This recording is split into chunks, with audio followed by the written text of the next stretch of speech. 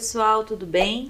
Estamos aqui hoje então para mais uma aula de língua portuguesa. Eu sou a professora Paula e eu vou pedir para vocês então separar alguns materiais para essa aula de hoje. Um caderno ou folhas para anotações, lápis, borracha, caneta, quem tiver um dicionário também.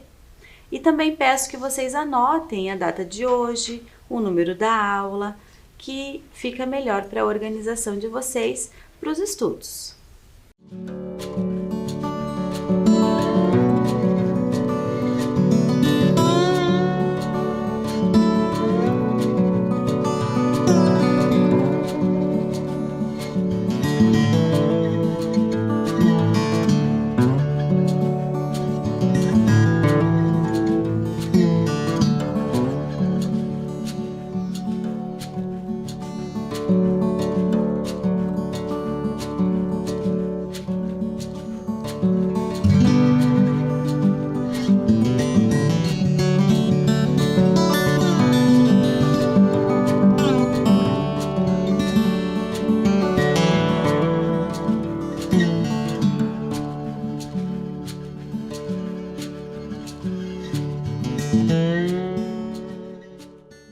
Para a aula de hoje, eu vou trazer então a leitura de um texto e algumas reflexões. Para iniciar nossa aula, então, eu trouxe esta imagem aqui e o título do texto. O título do texto é O Boateiro. Então, eu quero que você observe essa imagem, o título, e imagine o que poderemos encontrar nele. E você sabe o que significa essa palavra? Boateiro? Se não sabe, com certeza você vai inferir esse significado no decorrer da leitura do nosso texto. Vamos ler o texto então? Esta historinha, evidentemente fictícia, corre em Recife, onde o número de boateiros, desde o movimento militar de 1º de abril, cresceu assustadoramente. Embora Recife já fosse a cidade onde há mais boateiro em todo o Brasil, segundo o testemunho de vários pernambucanos hoje em badalações cariocas. Diz que era um sujeito tão boateiro que chegava a arrepiar. Onde houvesse um grupinho conversando, ele entrava na conversa e, em pouco tempo, estava informado. Já prenderam um novo presidente. Na Bahia, os comunistas estão incendiando as igrejas. Mataram agorinha o cardeal. Enfim, essas bossas. O boateiro encheu tanto que um coronel resolveu dar-lhe uma lição. Mandou prender o sujeito e no quartel levou-o até um paredão. Colocou um pelotão de fuzilamento na frente, vendou-lhe os olhos e berrou: "Fogo!" Ouviu-se aquele barulho de tiros e o boateiro caiu desmaiado. Sim, caiu desmaiado porque o coronel queria apenas dar-lhe um susto. Quando o boateiro acordou na enfermaria do quartel, o coronel falou para ele: "Olha, seu pilantra, isso foi apenas para lhe dar uma lição. Fique espalhando mais boato idiota por aí, que eu lhe mando prender outra vez e aí não vou fuzilar com bala de festim, não." Vai daí, soltou o cara, que saiu meio escaldado pela rua e logo na primeira esquina encontrou uns conhecidos. "Quais são as novidades?" perguntaram os conhecidos. O boateiro olhou para os lados, tomou um ar de cumplicidade e disse baixinho: "O nosso exército está completamente sem munição." Muito bem, pessoal. Então vamos seguir a aula com algumas questões para a gente refletir sobre esse texto, explorar esse texto. A primeira questão, então, diz o seguinte: após a leitura do texto, mesmo não sabendo o significado da palavra boateiro, conseguimos inferi-lo. Explique o que essa palavra significa de acordo com o seu entendimento do texto. Então, eu vou dar um tempinho para vocês pensarem um pouco, certo? Mesmo que você não saiba o significado dessa palavra, eu acho que com a historinha que a gente leu, com o texto que nós lemos, você consegue inferir, descobrir qual é o significado. Eu quero que você escreva então ele para mim.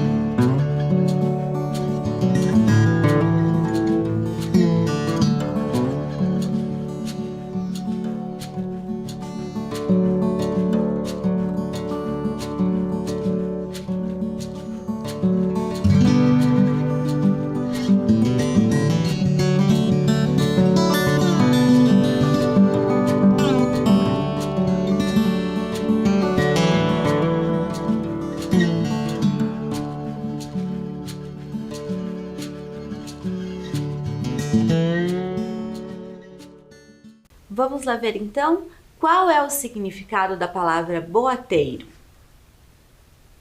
Boateiro é a pessoa que fica espalhando, divulgando boatos, né? Para quem não sabe o que é boato, eu trouxe aqui para vocês o verbete explicando. Primeiro o verbete do que é boateiro, que diz aqui aquele, né, que espalha boatos, como nós vimos no exercício anterior ali. E boato, então, é aquela notícia anônima, geralmente maledicente, né, que se divulga a respeito de alguém ou de algum acontecimento sem confirmação, certo, pessoal? Com certeza vocês já devem ter ouvido falar, né, já devem ter ouvido muitos boatos por aí. Vamos seguir, então, para a questão 2. Ao ler o texto, podemos dizer que ele é atual? Justifique sua resposta. Aqui eu quero saber se esse texto faz parte desse momento em que nós vivemos, né? Da nossa realidade agora, né? Se o texto é atual ou não, certo? Você vai ter que justificar. Se você responder sim, tem que justificar por que sim. E não, também tem que justificar por que ele não é atual, certo? Então, na sequência, a gente já vê a resposta.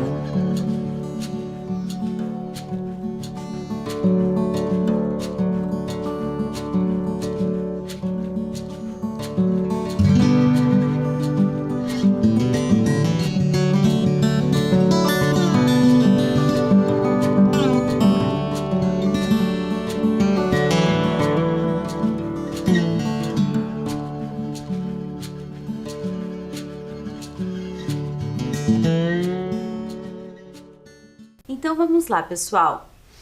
Esse texto, ele é atual ou não? Na verdade, o texto não é um texto atual, né? A história que se passa não acontece no momento em que nós vivemos hoje, certo? O texto, ele é narrado na época do regime militar, ok? Lá no texto cita, inclusive, esse momento histórico.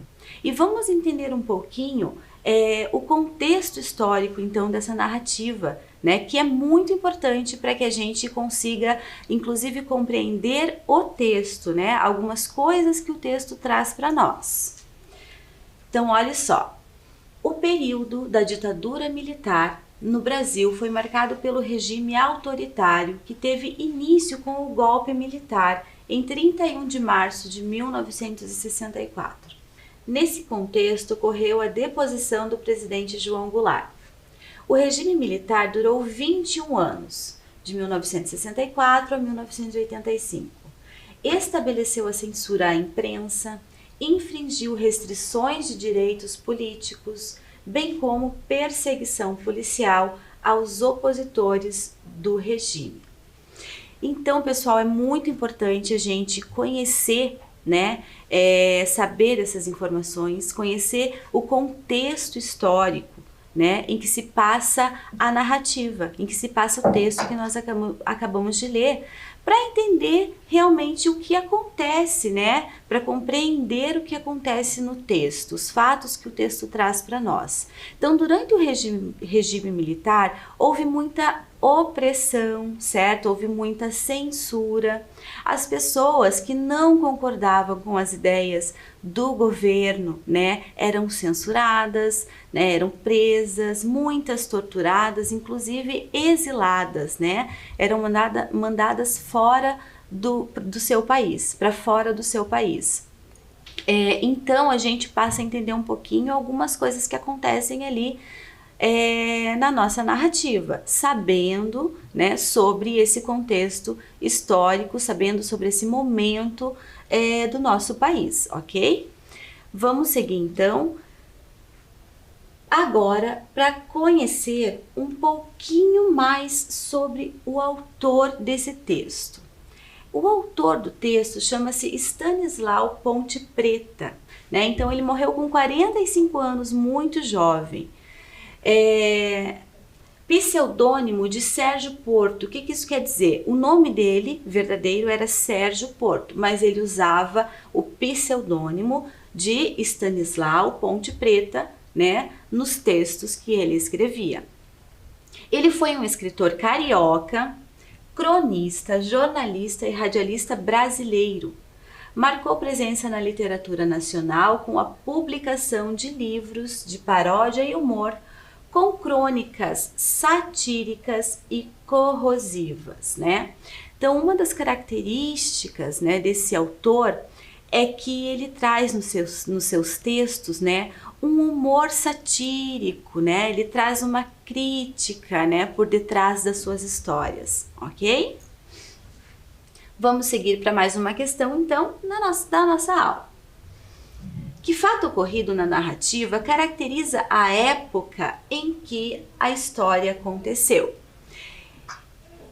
Então aqui você vai precisar daquelas informações que eu trouxe a respeito do contexto histórico, né, da ditadura militar, certo? Qual é o fato que acontece na história que faz parte dessa época, que era normal acontecer durante o regime militar, certo? Vamos ver as opções então. Letra A, o crescimento assustador do número de boateiros. Letra B, o coronel prender o boateiro para dar-lhe uma lição. Ou letra C, a prisão do novo presidente da República. Então, eu quero saber qual desses fatos, né, caracteriza, então, o contexto histórico, né, a época em que se passa a narrativa.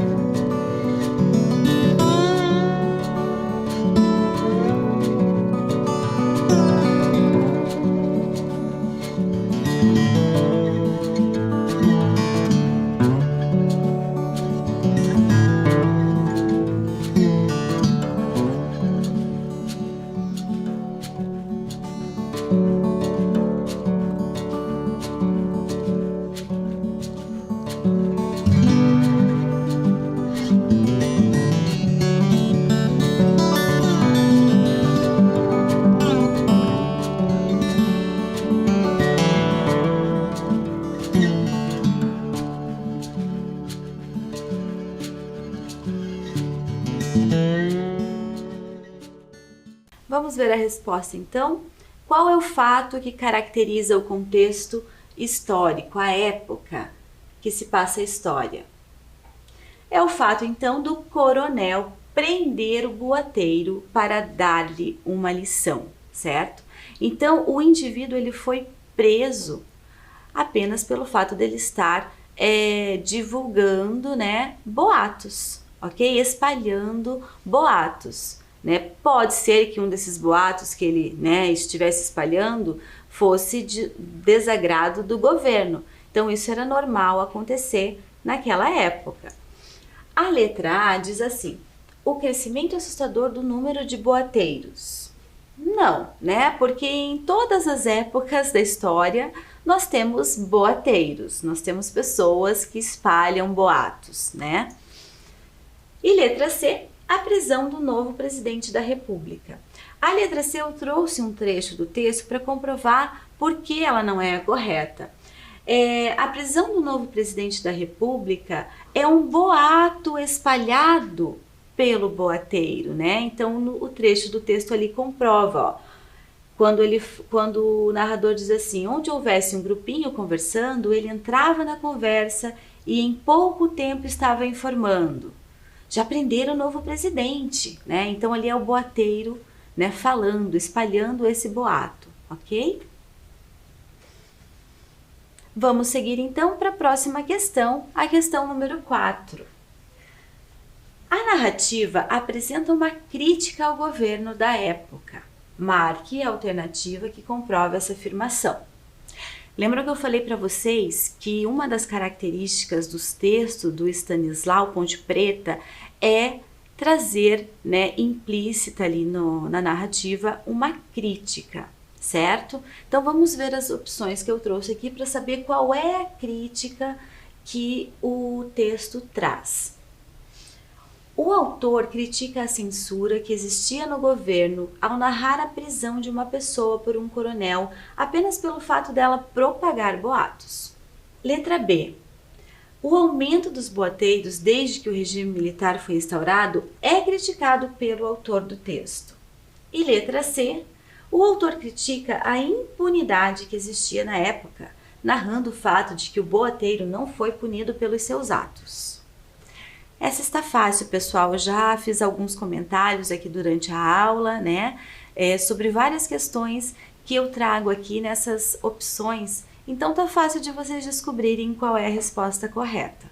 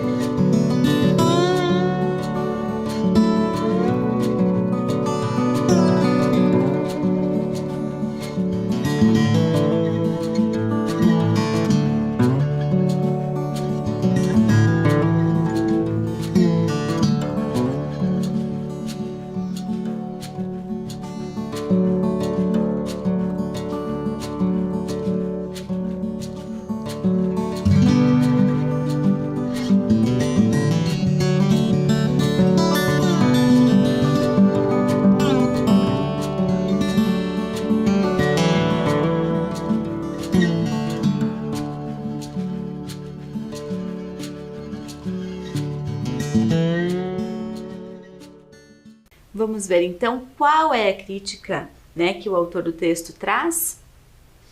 A resposta correta é a letra A. Eu havia comentado com vocês, inclusive, anteriormente a respeito disso. O autor critica a censura que existia no governo ao narrar a prisão de uma pessoa por um coronel apenas pelo fato dela propagar boatos, né? Então, como eu falei, naquela época muitas pessoas eram presas por diversos motivos, né?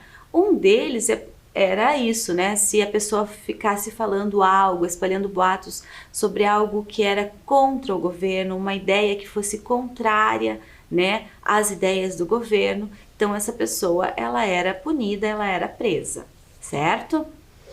As outras opções diz o seguinte: o aumento dos boateiros, né, desde que o regime militar foi instaurado, é criticado pelo autor.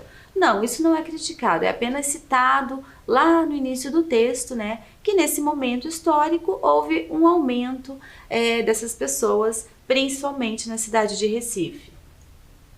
E a letra C, o autor critica a impunidade que existia na época. Essa, se você lesse só essa primeira parte, você já descartaria, né, como a resposta correta, porque naquela época as pessoas eram punidas e punidas severamente. Vamos seguir então.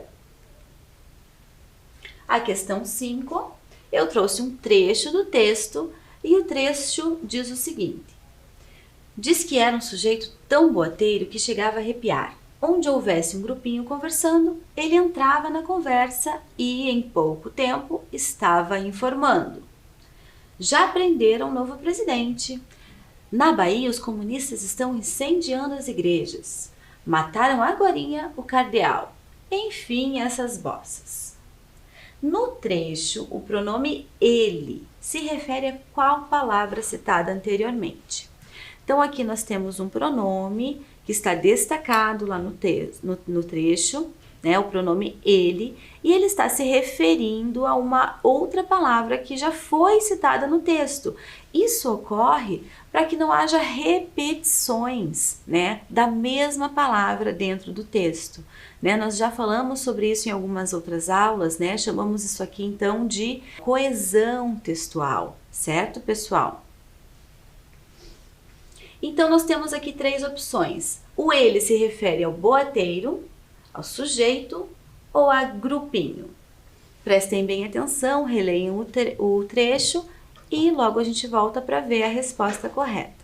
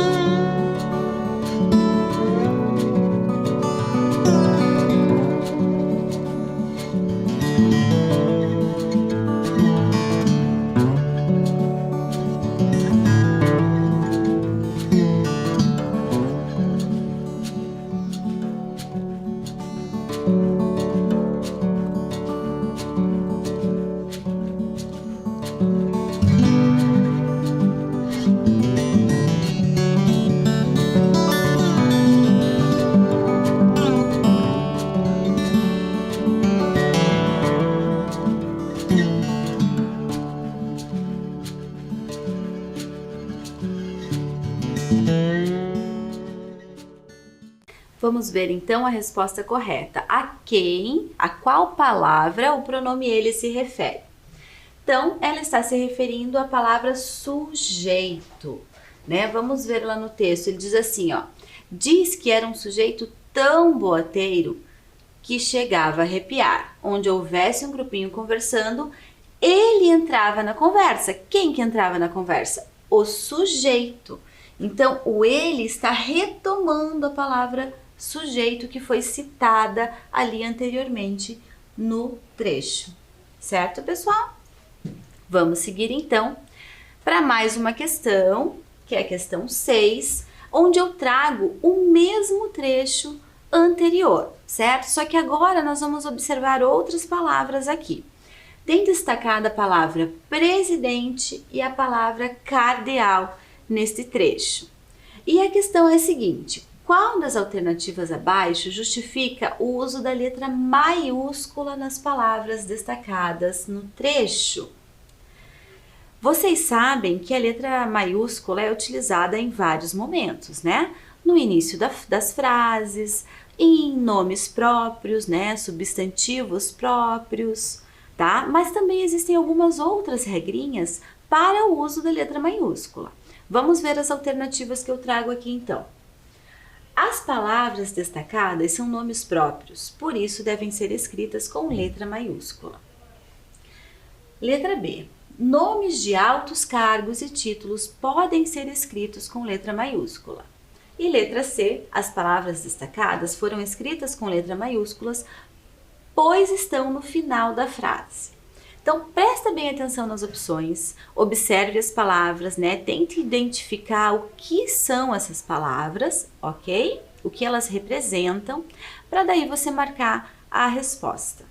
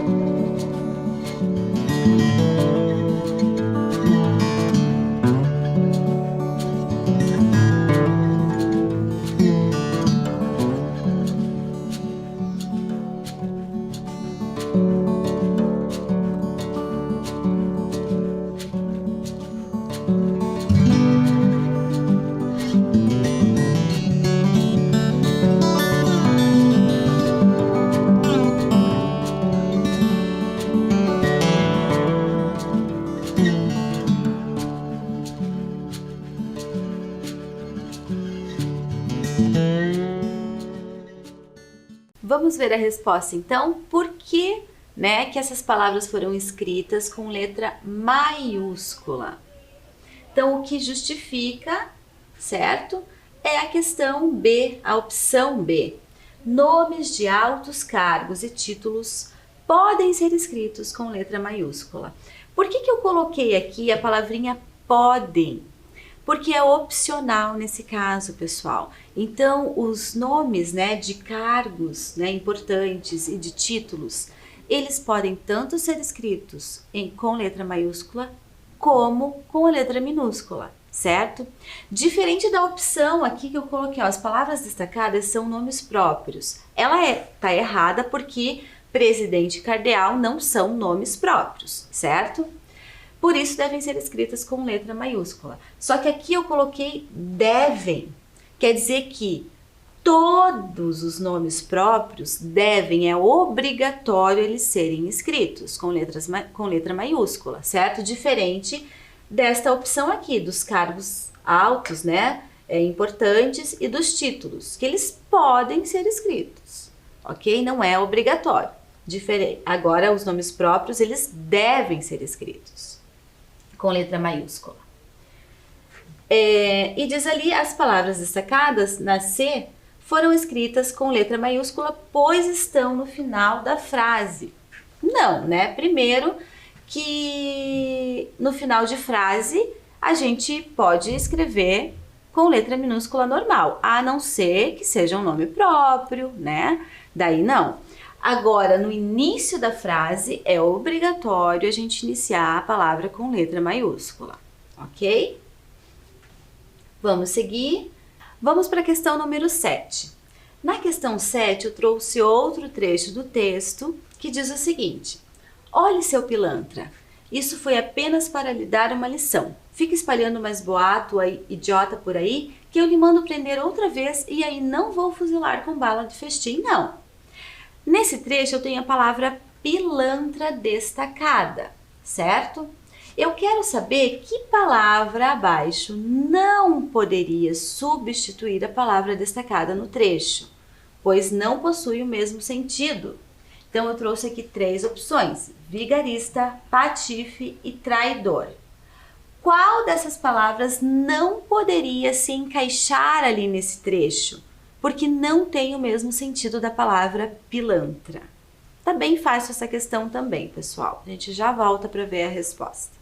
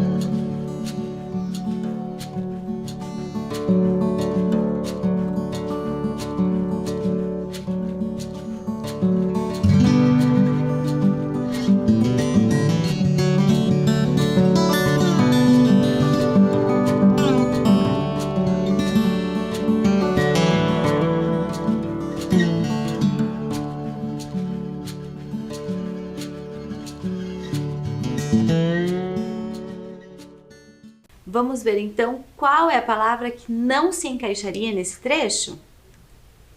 É traidor, né? Então, traidor tem um sentido diferente de pilantra. Já vigarista e patife, elas têm o mesmo sentido, certo? Então, nós poderíamos substituir ali, olha seu vigarista, né? Ou então, olha seu patife, que o sentido ficaria o mesmo. Já traidor, não. Vamos para a questão número 8.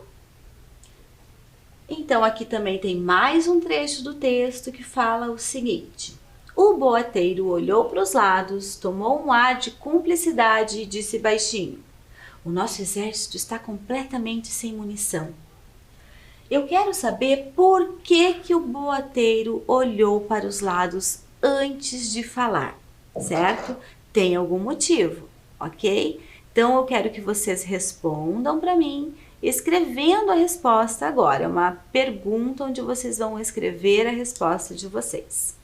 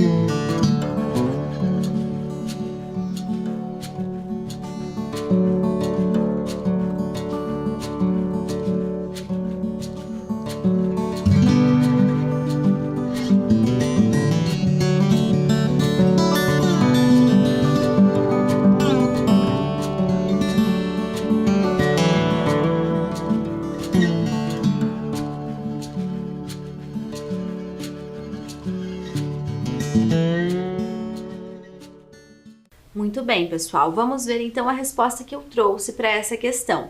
Você pode comparar com a que você escreveu. Se tiver dizendo quase a mesma coisa, é porque está correta, né? Se tiver a mesma ideia do que eu trouxe, é porque está correta, ok? Não precisa estar exatamente igual.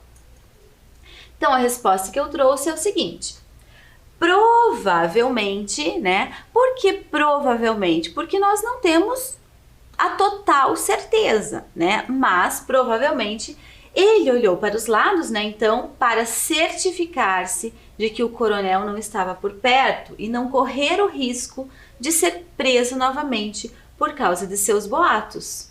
Ele tinha acabado de sair da prisão porque ficava espalhando boatos, certo? Então, logo que ele saiu, né, as pessoas já conheciam ele, né, os conhecidos já sabiam que ele, né, espalhava boatos, estava sempre trazendo algumas informações, né, já perguntaram qual é a novidade que você tem, certo?